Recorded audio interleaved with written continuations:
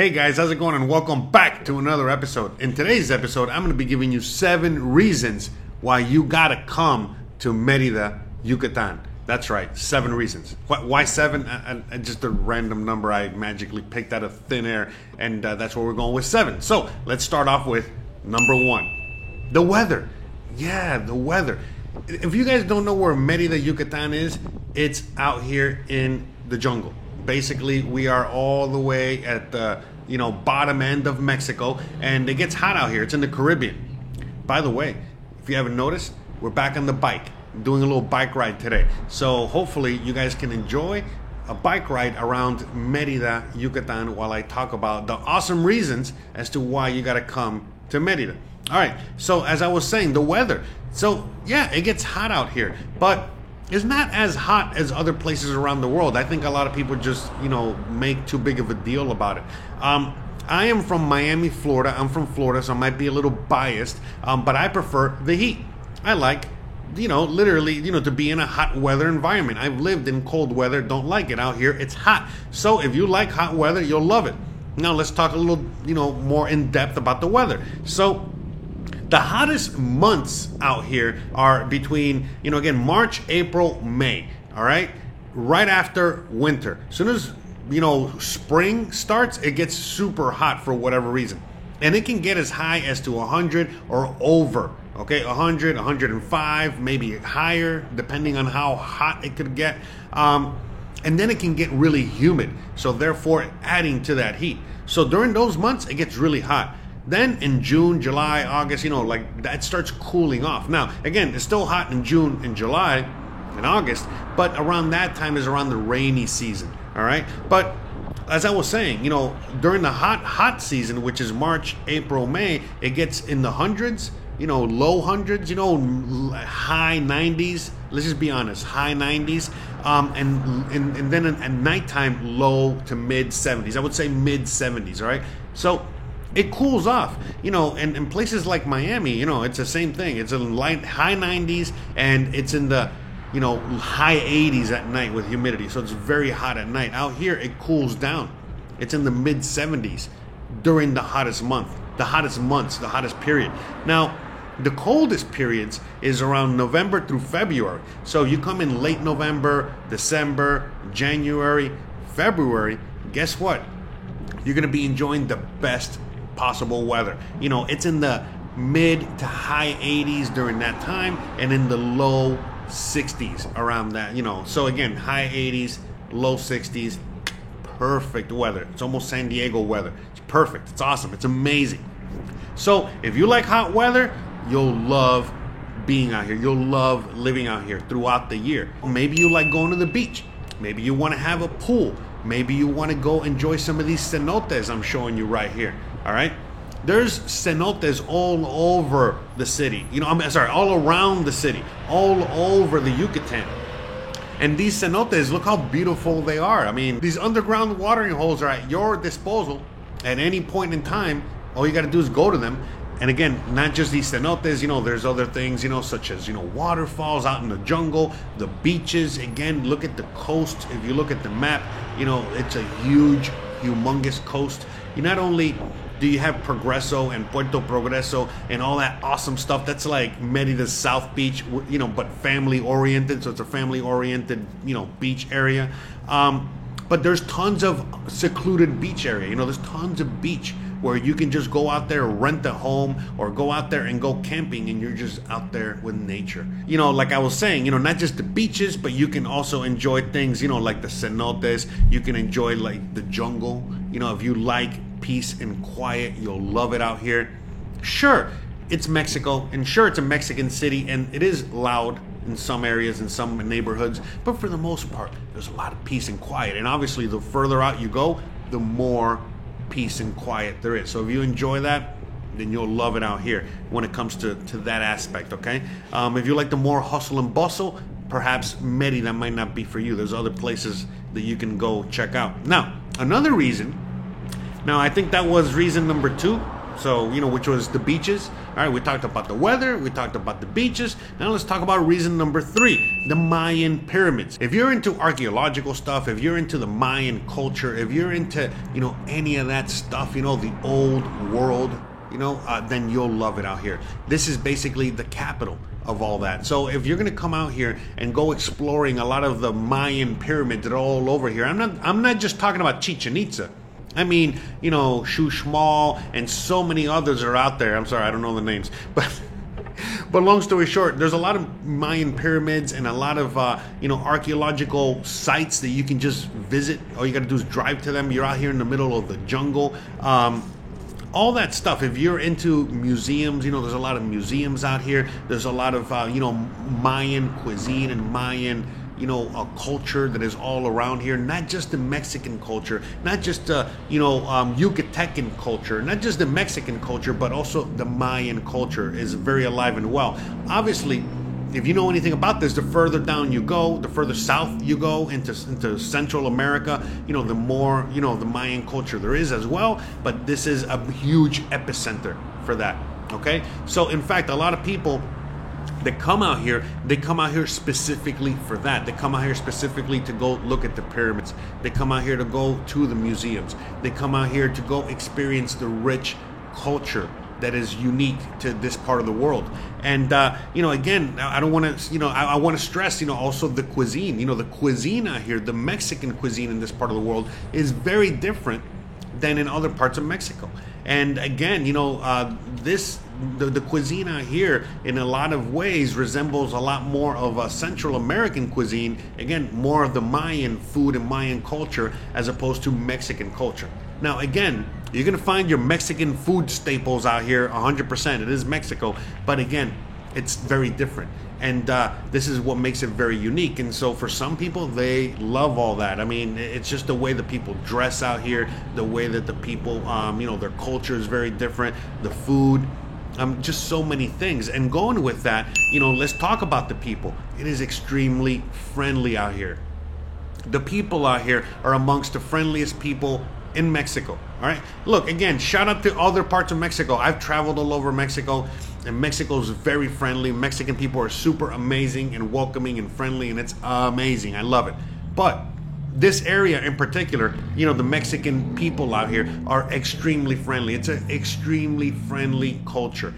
And, you're going to find people out here will go out of their way beyond what you're used to. In fact, there's Merida is considered by the stats, okay? So this is a fact, okay?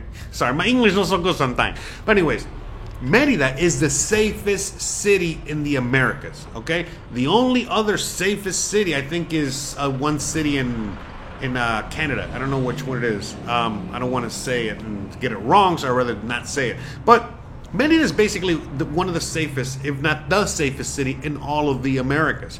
So with that being said, it goes beyond, a lot of people think, oh, it's the security or, whatever, other things that, people think of. But the reality is the reason it's so safe is because of the culture, the people, how things are out here. People take care of each other, a lot more. Merida is a small city, okay, in comparison to, a lot of other cities out there. But, Merida, compared to the rest of the Yucatan, is a major city, because if you look at the rest of the Yucatan, everything is just a bunch of little pueblos and villages, and there's not many big cities. The closest big city is Cancun, and basically that's it.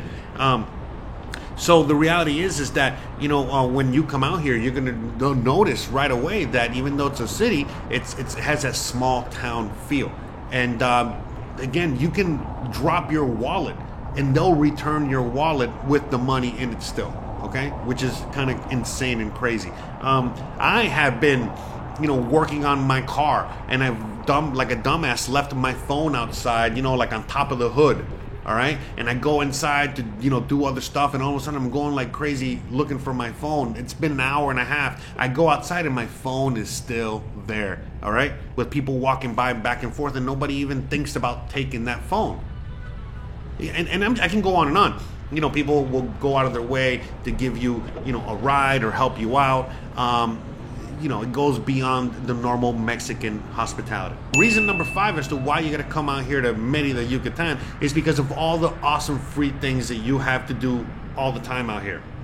Not just the touristy things, but just as a local, as a regular person. So for example, a lot of times when, me and Christian are done with our day, done with work, and we're thinking, hey, what are we going to do for dinner? A lot of times we're like, hey, why don't we just go to the park? Whether it's the local park or we go to a specific park, and we go out there and it's like a date night, and at the same time, we're going out for dinner. We're going to go out for dinner, but at the same time, it's like a date night. We're going out to the park, we're having a nice, wonderful night, and, we're getting dinner. We're getting an amazing, awesome night out. All right. That's one example. Another example is they have like these things called the BC Ruta, where they close a good portion of the city in the center of the city, the downtown area, the Paseo Montejo area, and you can ride your bike. You and countless other citizens ride their bikes, and they have so many beautiful artisanal things and fun things to do. They do it at night sometimes. They do it every Sunday. That's another example. Plus so many other events, so there's events again Monday, Tuesday, Wednesday, all the time, and it's all kinds of events, not just your typical touristy things that even as a local, someone that lives here, you can go and participate in. But again, if you're here as a tourist, if you're just visiting, for example, oh my God, there's so many things to do. It's incredible. And but as someone that lives here, I think this is what is most important. Like I said, there's sporting events that you can go to. There's music events that you can go to. And what I mean is like we have symphonies and theaters and so many other things. Community theaters, real theaters. Just so many artisanal things. So many art festivals, so many art. Galleries, small, big, medium, in between, all of it. Everything you can imagine. Is so much to do here. And like I said, you don't have to be a tourist to enjoy it. Many times just me and Christian just go out on a night in the town and we just go out for a bike ride and go to El Centro. Or we, drive to XYZ and just go walk around and so on and so forth. So for me, I love it. I love the fact that it has all that, and then some. Number 6, the history and the culture. This area is so rich in history and culture. Now, the whole country of Mexico is rich in history and culture, but out here it has its own history, its own culture. Like I said earlier, we're talking about the Mayans, but let's just get into it. When the Spanish came out here and this whole area, was part of the Spanish Empire, all the history that came with that. If you notice, a lot of the homes are old colonial homes that were built by the Spanish. In fact, this city resembles more like St. Augustine, Florida, or like an old Spanish Caribbean city or town than a Mexican city. And why is that? Because of, again, just the impact and the history that Spain had out here. And I can go on and on, not just the Spanish and architecture and the Spanish influence, but the Mayan influence and all that stuff. But the history, the homes out here, you can live in a regular, normal home like I live in right now, all right, that you guys have seen many of times. You can check out the videos if you haven't seen my home or other homes like this. But then they have these huge, amazing colonial homes that, were built back in the day that were mansions or, they were just amazing buildings, okay?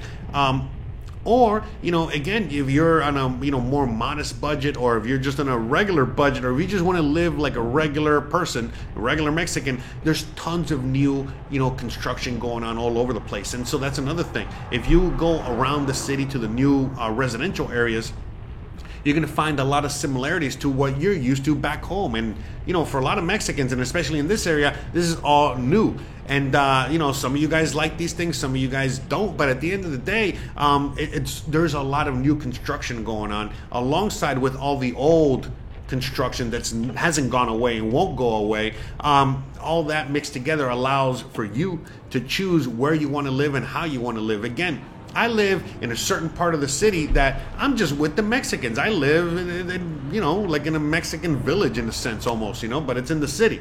But if I just go 15 minutes north, I'm in an American U.S. city. And so that's a good thing in a sense because, hey, if I want to get my fancy whiskey, my prosciutto, you know, my, you know, whatever, you know what I mean? Whatever fancy schmancy stuff I want to get or go to, or the fancy schmancy malls, whatever it is I want to do that resembles something that from the U.S., I got it up north. It's only a 15-minute drive, all right? And I can just go up there and I can go to P.F. Chang's if I want to, on a date with my wife, you know, if I want to go to the mall, if I want to go, you know, to, you know, any fancy schmancy stuff, you know what I mean? And I say fancy schmancy because I live a different kind of life than the typical person out there. I live a very humble and regular life, and you know, to me, you know, extra stuff is a necessity, is not a necessity, all right? But anyways, I digress. That's not what today's episode is about. You can check out my other videos if you are interested in that kind of stuff. But like I was saying, I'm a Floridian, and I loved Florida. I love Florida, and so for me, this, you know, the Yucatan and Merida as a whole reminds me a lot about Florida. It reminds me of Miami. It reminds me of St. Augustine. It reminds me of Tampa. It reminds me of Fort Myers. It reminds me of, you know, the middle of nowhere, Okeechobee, Okaloki, Bilokiloki, you know, what, Juno Beach. All of these areas combined. It reminds me of that. So I love it.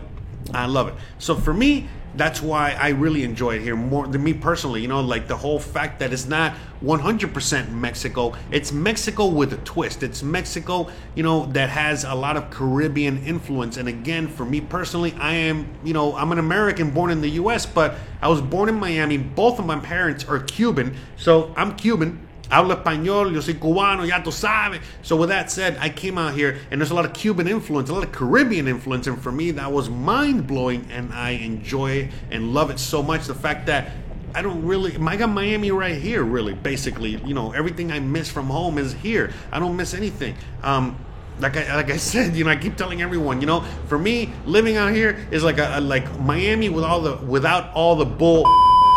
Okay, that's it. But anyways, so with that being said, reason number 7, and I feel like, you know, probably one of the most important reasons for a lot of people out there, is the fact that Merida is a growing city. It is a tiny little city. It's only 1 million people, and there's nothing around here. And remember, it's just jungle and beaches.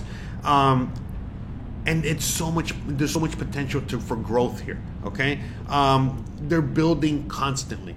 So many industries are coming out here. They're building one of the biggest ports in Mexico, okay? A shipping port, okay? They're building the Mayan train that's going to connect Merida to Mexico City and to the rest of Mexico and to South America. There's an Amazon distribution center outside of the city. There's a Walmart distribution center outside of the city. There's also other major distribution centers outside of the city, besides all the shipping, besides all of the technology that's moving in here, besides all of the real estate. There's so many things that are just making the city grow and grow and grow. And you know, I am 41 years old, so I was born and raised in Miami in the 80s, and I saw the whole boom. Miami used to be just like here, a small little town in the middle of nowhere, you know, just touristy stuff, and then before you know it, look at Miami now. So I kind of see that. I don't know, I could be wrong, but I see that for here. I see that this is going to turn into a Miami before you know it. Now, it's not going to be tomorrow. It's not going to be in 10 years, but it's going to definitely be, you know, 10, 20 years. All right? It's going to happen. It's happening already. If you look at some of my other videos, and you see when I drive through the north, and you see, you know, what it already looks like in major parts of the city, and you see all the things that they're doing, that they have done, and they're gonna do. Oh my God, the potential is exponential. And so that, to me, is a major reason for a lot of people that want to move out here. A lot of people think that the city is growing and it's just expats that are moving here. No, many Mexicans and Latin American and other immigrants from all over the world are moving here and making this an international city, and this city is only beginning to boom. People think that it's been booming for a while. We haven't seen anything yet, because I am really into all of that stuff, and it's incredible. It's incredible. So if that is, for me, that's a major reason. That's an awesome reason to come visit Mexico, because you got the old world and the new world, and they're intertwined together. And I've seen it, whether it's Miami or other parts of Florida, where the new and the old are working together, and it's awesome and beautiful. And I definitely see that for here. And I love it out here, and I think you're gonna love it out here too. And if you don't love it, don't worry. I made a video that I think you guys are also gonna enjoy. That's gonna be coming up either next week or it's already up. It doesn't matter. You're gonna be seeing it at the end of this video, and it's gonna be talking about, again, 7 reasons why I hate living in Merida. So again, you might have to wait a week to watch that video, or you're going to be watching it later. Anyways, without that being said, you already know what's up, guys. If you enjoy this kind of content and you love this video, you already know what to do. Don't forget to please like, please share, please hit that bell icon. But more importantly than anything else, please stay awesome. Thanks again for watching, and I'll see you on the next one. Bye.